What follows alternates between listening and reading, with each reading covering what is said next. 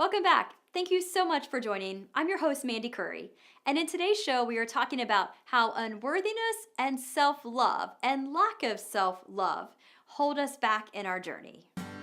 There is a part of us that knows the answers to our biggest questions in life, that knows why we're here, what we're here to do, what we're here to be. We all feel this desire to be of service in the greatest way, to contribute to humanity in our own unique way. But what is it? For many of us, it's hard to put into words. We just have a feeling that we're here for more. And until that more is discovered, we often find ourselves restless, unfulfilled, hopeless, and frustrated. The answers we seek are inside of us and lead us to living our highest potential. This show is about finding and connecting with that part of us that knows the way, our spirit within. Everything we want to do, be, and have is here and ready for us. Welcome to Spiritual Connection with Mandy Curry. In today's show, we are talking about unworthiness and how unworthiness holds us back in our journey. And that might not sound like a very important topic, but as we venture into this stage that humanity is entering into, where truly anything is possible for our life, as we begin to rise up and begin to see a rising up of humanity, there are some dense feelings and emotions and beliefs that we have to release in order to rise up. And a big one, a very big one, as you begin to really dissect your beliefs and you begin to get a feel for what might be holding you back, you'll probably find that at the root of most of your beliefs, most of everything that holds you back, you're probably going to find unworthiness at the root of it. Some might call that peeling back the onion a little bit. And when you get to the core of the onion, you might find that it's unworthiness that is actually impacting us the most in really living the life that we came here to live. So in today's show, I want to talk a little bit about how we can tell what unworthiness beliefs might be impacting us. I want to talk a little bit about how we even got to that place, why we stopped valuing our worth, why we stopped feeling worthy, and then we'll talk about some ways that we can begin to step into our worth again. And so first, one of the best exercises that I love to do around worthiness is to start with the affirmation of, I am worthy of having it all. If you were to go outside and you were to yell up into the clouds or to say out loud, I am worthy of having it all, do that and notice immediately what comes to mind. And if you don't want to do it outside, that's fine. You can do it in a private place where you have an opportunity to really feel your emotions as you say that, to begin to even jot down what comes to mind as you say that. I know that the first couple of times that I began to say that, and it even took me a while to even say it out loud, even to say those words out loud was quite a step for me, and it didn't feel comfortable at all. And you might find then that as you begin to say those words, I am worthy of having it all, begin to notice what comes to the surface. Does your body begin to tense up when you say that? Do you have thoughts come into your mind that immediately then counter that affirmation? Do you immediately have beliefs that come to the surface that will tell you otherwise, that you are not worthy of having it all? It's one of those exercises that we can't really gloss over. We've got to go deep. We have to go deep to really find out what is at the root of that and what is causing us to feel this sense of unworthiness. We've got to really go deep and find out what is at the root of really causing this unworthiness. And so as you begin to go deeper and deeper and deeper with your beliefs, you're going to find what is at the root of all of it. And so it's this unworthiness, this feeling that we're just not good enough. And what happens? Well, that then begins to hold us back from living our highest potential. not only does it hold us back from living our highest potential, it often keeps our energy a little bit stagnant. Oftentimes, if you are one who tunes into your body and into your energies, you might find that there are certain areas of your body where maybe the energy gets a bit stuck. And then over time, if those energies stay kind of built up and they're not flowing, that's often what can cause the disease, the dis-ease in our body because the energy just isn't flowing. Sometimes it just gets stuck because those dense, heavy feelings that we have. And so you began to see how important all of this is and how important tuning into your body is when it comes to self-love and self-worth. And as you began to notice that, you began to see the ways that you can start contributing and healing and looking for those ways that you can begin healing your own body. It also holds us back from being able to heal our own bodies.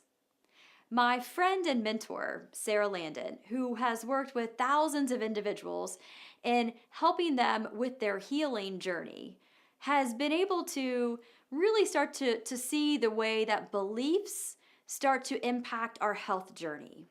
Perhaps you've heard of the way that beliefs do impact our health and do cause dis-ease in the body. For example, arthritis, that feeling of not being loved, is what manifests itself into arthritis.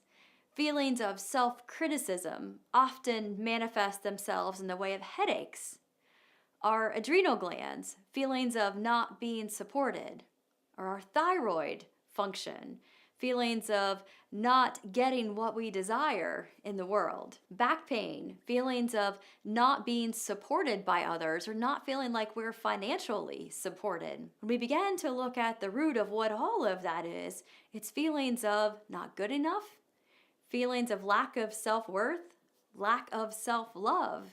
And we began to see how that manifests itself in what we call dis-ease, disease in the body. And so it plays a really, really big part. So how did we even get to this point? When did we stop loving ourselves? When did we begin to lose that feeling of self-worth? And more importantly, did we ever even really have it?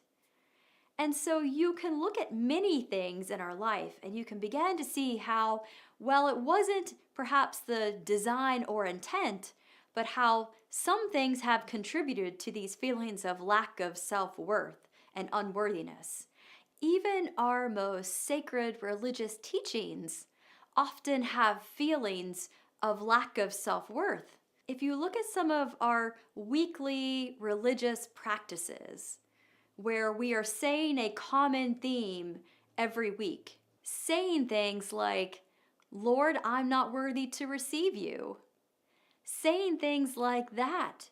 And while some would say, well, there's a lot more to the story behind saying that. And yes, there is. But not to that 5-year-old child who is at his weekly worship service and he every week says, Lord, I'm not worthy to receive you. And he begins to say that over and over every week for his entire life. Not really knowing the background behind it, perhaps never even quite being taught the background, just feeling like they are unworthy, that they are unworthy of God, that they are unworthy of whom many refer to as their Father at a much higher level. And so you began to see while our religions have such good intent, sometimes they began to make us feel like we're unworthy. We are often told that we are sinners and that there is good and evil, and that as a sinner, sometimes we do evil things. And we sometimes have that picture of ourselves that if we're not perfect, then we're sinners. We've done something that our Father would not approve of. We often believe or are told that if we aren't following the way of God, that we won't make our way into heaven. And then there are also those who adamantly say that we are not God. And so we lose that feeling of the God within us because we placed it outside of us. And so you began to see how even those religions with the best intent can sometimes contribute to our feelings of unworthiness at a very small age. And as you know, and as science proves, that most of our beliefs that we adopt and carry throughout our entire life, we pick those up at a very young age as a child. And so oftentimes that's what happens. They just become a part of our subconscious programming. And you probably know now, after beginning to dissect your beliefs, that sometimes those get a little harder to start to replace if we've lived with those deep-rooted beliefs, not only for our entire life, but also for generation after generation after generation. And so another area that begins to contribute to our feelings of unworthiness is also in our work environments. You see things like hierarchy, where we have one person over another person. One person is elevated in a perceived higher position than another person. And there is an assumption that that person is in a higher place, that that person is better than another person because of hierarchy or a role that they assume. And so you can begin to see how even things like our organizations are set up in a way that contribute to these feelings and beliefs of unworthiness. And so it plays a part in every part of our life, in our home life, in our relationships, in our financial life. Why do you think that for so many of the world, we feel this lack and we feel loss and we feel like we're not prosperous? In many cases, that goes back to feelings of unworthiness. And so once we peel back the onion, and as you know, as you begin to peel back an onion, what happens? Well, it oftentimes makes us cry, right? Well, that's what happens too. As we begin to get a little bit deeper in some of these beliefs, sometimes it's a little bit harder for us to work through some of these. But as we mentioned before, as we ascend, as humanity ascends, and to really begin to live the potential that we know is here for us, we've got to release those deep beliefs that hold us back. And this is the time, now more than ever, that we are now being invited to release those beliefs that have held us back for such a very long time. The second thing that you can begin to do after you begin to process through the affirmation of I am worthy of having it all, the second one that you can do is to say that I unconditionally love myself. I unconditionally love myself. As you begin to say that, again, be mindful and take note of what comes to the surface. How does your body feel as you begin to say that? Does your body tense up a little bit? Do you feel a little bit of discomfort, possibly in your stomach area? Do you feel some tightness around your body? What does it feel like when you say, I unconditionally love myself? Because when we really get, again, to the root of unworthiness, what we find is also lack of self-love. Lack of self-love and unworthiness are two that are intertwined. Generally, one leads to the other and vice versa. They're almost always interconnected. And so as you begin to uncover your beliefs about love, and I know many of us gloss over this, and I certainly did for the longest time. For most of my life, I glossed over self-love. I didn't think that it applied to me at all. I had no interest in it. I didn't want to talk about it. I didn't care about it. Nothing about self-love interests me. I just didn't really think that I needed to understand it or learn it. I didn't even know that that was one of my limiting beliefs. Didn't even know, didn't even care, didn't even want to go there. And then as I began to really start to do these processes and sit with it for a while, well, then I began to find that at the root of every single thing, everything that could have potentially held me back, and I don't mean that in a victim way, because truly, this has been my greatest expansion, my greatest form of learning for my whole entire life. But I learned that it was self-love and it was worthiness at the root of all of it. And once I began to realize that, everything changed. So how do we begin to love ourselves again? How do we begin to really step into our worth and to step into really the knowing that we are worthy of having it all? And one of the most valuable things that we can do is really just begin to get quiet with ourselves and start to shed all of it. Begin to see yourself shedding your body, shedding your emotions, shedding all of the outer layers, and simply beginning to see who you are at your core. Who you are at your core is love and light. Love and light. That is the eternal you that goes on forever. And so your body, your emotions, your personality self, it's just this cover over the love and light that you are. And sometimes these dense beliefs that we have, well, what they do is they just kind of dim our light a little bit. That's all. They just dim our light a little. And so once we begin to just think about ourselves and think about us as the true perfection that we are, the eternal part of us, that perfect eternal part of us, we realize that there is never anything wrong. It all serves our expansion. And perhaps we've had a lot that we have placed or others have placed over the love and light that we are over the years. And now we get to just begin to release it all.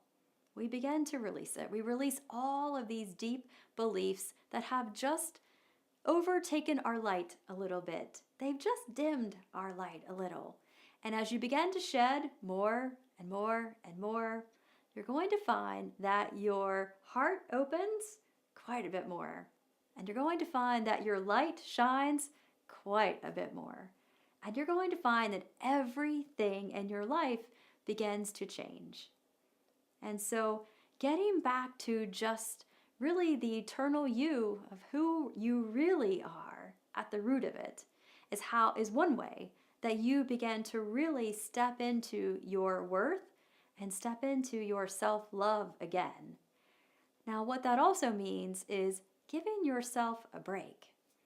Giving yourself a break and not being so hard on yourself. Because remember, you are here for your soul's expansion.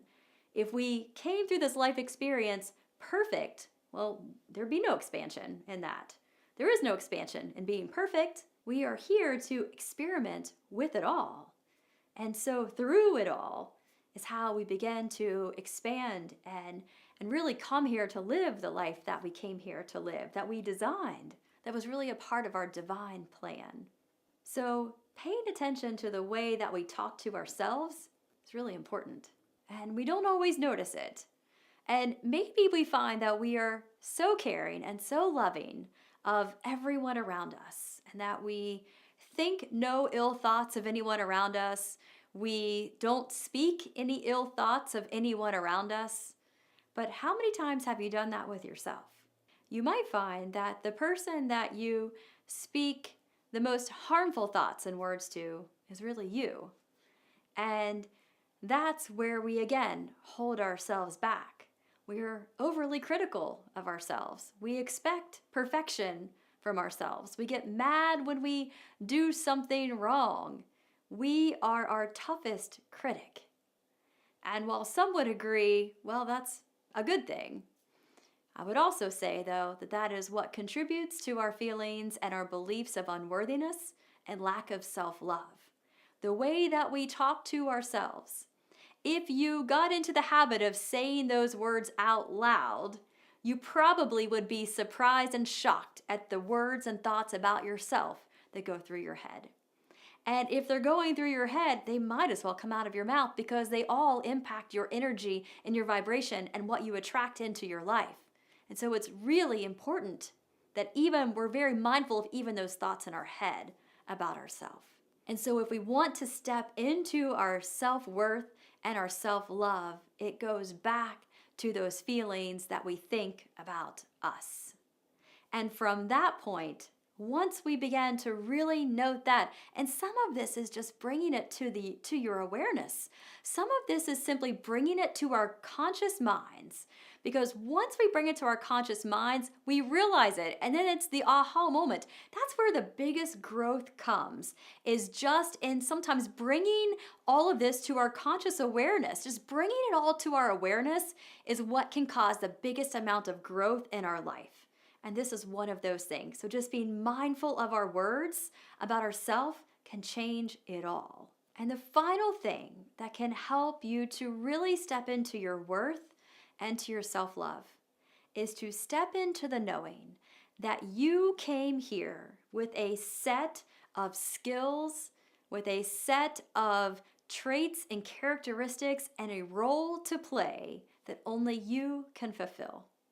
No one else in the entire world, billions and billions and billions of people, no one else came in with the exact same set of skills and characteristics and role to play that you did. Imagine, if you will, the entire globe as one big puzzle piece. You are a part of that puzzle. And without you, the puzzle isn't complete. And while that sounds a bit cliche and perhaps even a bit silly, it is the truth. There are skills that only you have. It was a part of the divine plan that you set for your life. It was what you wanted to contribute. It was the impact and role that you wanted to have. It was the contribution that you wanted to make. And you created that plan when you were in your oneness with all that is. And you said, this is what I want to do. This is the role I want to have. This is how I want to help and contribute to humanity. This is what I want to learn and expand. And this is what I want to be a part of. And I want to experience all of this. And I also want to contribute to humanity because this is the best time humanity has ever seen. And I want to be there for that. And so that's what you came here with. And only you can do that. And so on those times when you're not feeling very worthy, you're not feeling a lot of love for yourself, just remember that that's what you came here for. You came here to find the love within you. You came here with your skills and your characteristics and your traits that only you could deliver and contribute to this world to make it complete and to help humanity with its rising up, which is exactly what is happening right now. And the beauty of all of that is that oftentimes your greatest contributions to humanity are in your being, even more than your doing. There is a being, there is you at your essence. Your being, your vibration, your energy can have even more impact on the world than even your actions. That is how powerful that you are. That is how worthy that you are. That is the love that you are. And so it is a very, very powerful time to look at our beliefs and feelings around worthiness and self-love. As we begin to wrap up, I remind you of those 2 exercises and those 2 affirmations. Affirmations are really important because as you begin to bring old beliefs to the surface, it's important to replace them with something else. What can you begin to replace and to begin to plant within your subconscious mind? That's what affirmations do. So the affirmation of, I am worthy of having it all, we're kind of just reverse engineering that a little bit. So first, you say the affirmation, I am worthy of having it all. We're dissecting the beliefs that come up. That's how we're kind of finding out what really is at the surface.